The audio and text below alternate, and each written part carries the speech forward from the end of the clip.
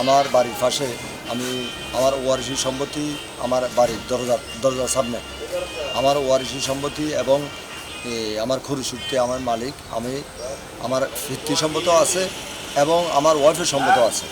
আমি ওয়ারিশি আমি কিনিও লুছি এবং আমার দুইটা জ্যেষ্ঠ শ্বশুর আমি জায়গা কিনে লুছি এবং আমার ওয়াইফও আমার দিছে এবং আমার ওয়ারিশি সম্পত্তি আমার বাপের দিনের সম্পদও আছে।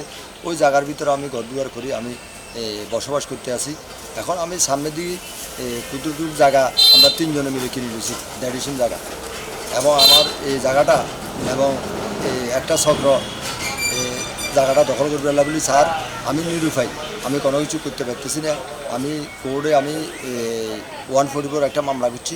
ওই মামলাটা আপনার থানাতে দিছে, থানার থেকে আমরা ওসি হিসাবে একটা রিপোর্টও দিছি, আমার রিপোর্টটা আমার পক্ষে দিছে এবং এখানে আসি যে পক্ষে সরোয়ার গোলাম সরোয়ার আমার জায়গাটা দখল করতে আছে ওনাকে একটা আপনার পিটিশনও দিছে, ওনাকেও ইয়াতে গেছে আপনার নিষেধাজ্ঞা দিয়ে গেছে।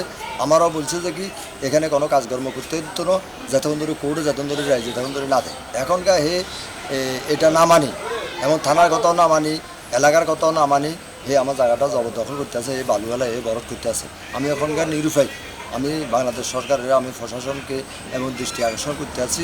আমি উপযুক্ত বিচার এবং উপযুক্ত সাজা চাই, তার আইনের আওতায় আনা হোক।